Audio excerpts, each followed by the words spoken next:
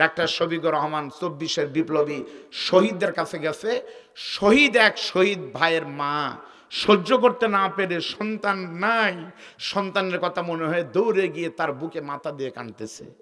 তখন উনি কি করবেন? নেতা মানুষ তো। একজন বয়স্কা মা হঠাৎ করে এসে আমাকে জড়ায় ধরছেন। উনি কান্না শুরু করেছেন। আমি তো তাকে ছুঁড়ে মারতে পারি না, তিনি তো জাতির মা, আমার মা, তাকে সম্মান করা আমার দায়িত্ব।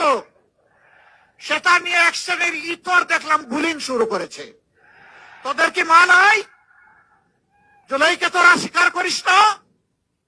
যদি জুলাইকে ধারণ করিস তাহলে এমন একজন মাকে কেন তোমরা অপমান করছিস? তখন মাকে সান্ত্বনা দিয়ে বলতেছে, মা দোয়া করেন আপনার সন্তানকে আল্লাহ জান্নাত দেখ। এই ছবি দেখে আমার মতো কিছু কাঠমোল্লা বলতেছে, তাহলে মহিলা মানুষ তার বুকে গিয়ে পড়ল আর তাই বুকে নিল, তাহলে তো হুজুরের ভিতরে নফস খারাপ রে। চিন্তা করেন, এর নাম হলো বাংলাদেশ। আপনাদের দোষ দেয়নি, আমি আমার দোষ দিচ্ছি। আমার মতো হুজুরা বলছে, মাওলানা খানকায় পীরগিরি করা আর রাজপথে থাকা এক নয়।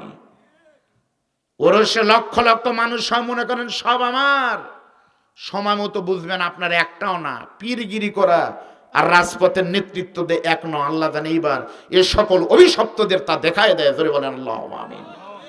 সবকিছু করতেছে এতই ভালো, আপনার শত্রু আপনি যদি খুবই ভালো হন তখন কিছু লোক যাবি আর বলবি, দেখেন আগামীকাল হয়তো আমার ওয়াজের কোনো ভুল পাচ্ছে না, যাদের দু একটু খারাপ লাগতেছে দু একজনের, তারা ধরবেন না পেরে বলতেছে না আবার ভালোই তো ওয়াজ করলো, কারো বিরুদ্ধে বলেনি, এই করলো সেই করলো। পরে বলেন বাবাজি আমি আপনাকে সময় দিব, তখন বলবে বেশি ভালো ভালো না, তার মানে বেশি ভালো ভালো দোষ হবে। ধরে বলেন কথা ঠিক না ঠিক?